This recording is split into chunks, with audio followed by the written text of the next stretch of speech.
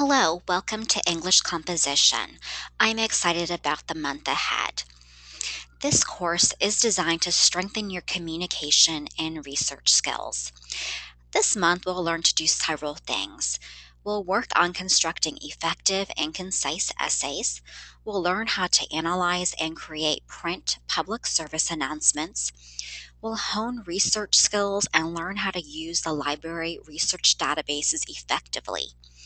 And we'll strengthen our communication and our grammar and mechanics skills by looking at some fun learning modules. So let's get started.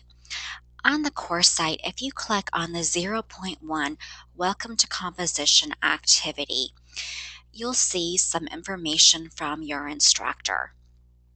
You'll see the syllabus, which is essential for you to read and look over because it does contain important information about the course and our expectations of you. Your instructor will list his or her contact information, such as email, iChat, and a phone number. Your instructor will also list the office hours that he or she is available each week. Now, please note that these hours are subject to change with advance notice, so please make sure you check the course site regularly for important updates. Now, if you want to reach out to your instructor, the best way to do so is to send a message via this icon on the course site. This will send a message directly to your instructor through the course site, and your instructor will receive that. Another way to contact your instructor is to send an email directly to your instructor's inbox. You can also iChat your instructor or call him or her on the phone. But we're only available on phone during our office hours, and we're in the office 20 hours each week. So please keep that in mind. So if you have a really urgent concern, we really recommend that you send us a message through the course site. Now, we do not recommend that you send a comment which is located on the bottom of each activity.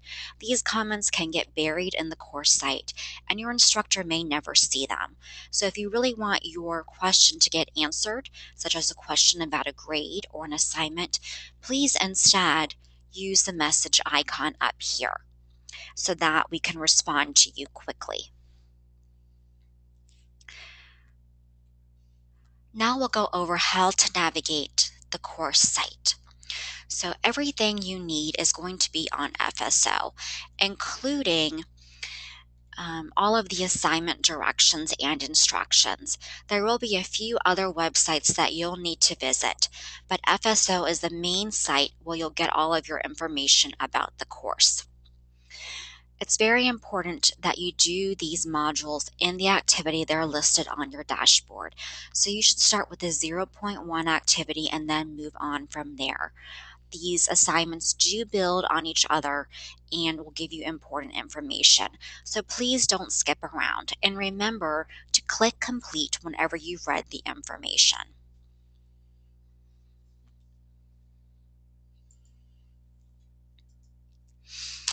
Now we'll talk about some important policies and procedures in the course. Assignment submission. Most of our assignments are going to be submitted to turnitin.com. You'll be receiving information about Turnitin in week 2 of this course, so you don't need to worry about doing anything with Turnitin during week 1. But as I mentioned, most of your assignments will be submitted there, so you will need to leave FSO and upload your assignments to Turnitin. The only assignments that will be submitted to FSO will be the discussion boards. It's very important to note that we do not accept any late work in English composition. This is because many of our assignments build on each other. So it's very important to do the assignments in week 1 in order to effectively complete the assignments in week 2. If for some reason you're not able to complete your work, it is very important that you email your instructor and let him or her know that you will not be able to turn in your work on time.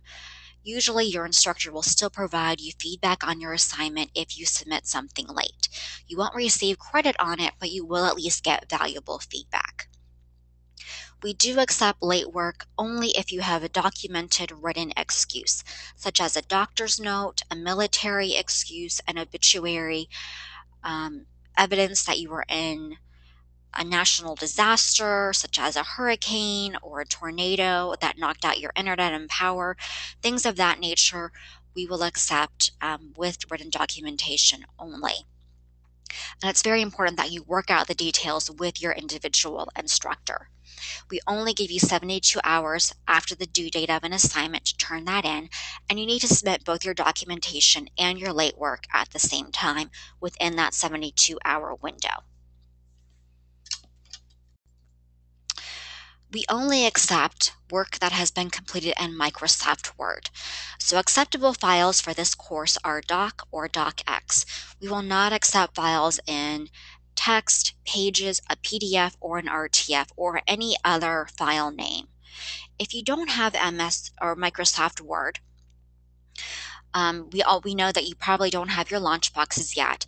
But if you don't have Microsoft Word on your home computer, don't worry, you can use some free internet sources to help you out.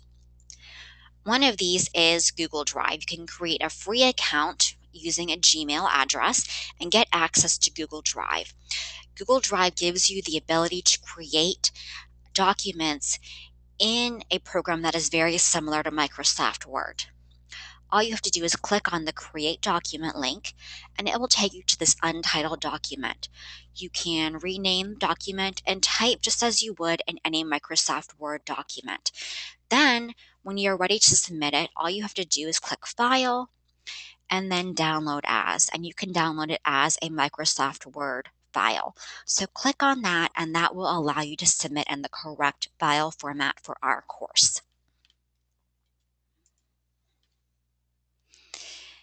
It is very important that you have a stable internet connection for this course. Not having internet is not a valid excuse to not turn in your work. So it's very important that you have internet at all times. If your internet does go out, you will need to find an alternative internet source, such as using free Wi-Fi at McDonald's or Starbucks. It's a good idea to think in advance of what you'll do in case your internet goes out so that you can still complete your work on time. Remember that you need to be professional in this course. GPS professional standards are enforced at all times. So this includes all communication with your instructor and your peers. And you'll also be evaluated on whether you're submitting your assignments on time, as well as some important other policies. So make sure you look at your student manual for more information on these standards. Finally, it's really important that you attend all the go-to training sessions for this course. This month, we'll be having 3 go-to training sessions in weeks 2 through 4. They're going to be held on at 7 p.m. on Tuesdays. So that's 7 p.m. Eastern Daylight Time. So if you're in a different time zone, make sure you know what time it is in your time zone. If you're unable to attend these sessions, you are required to watch the archived session, which will be available Wednesday mornings at the latest. Make sure you see FSO for the registration information. So those are the important course policies. Please contact your instructor if you have any questions or concerns. Take care.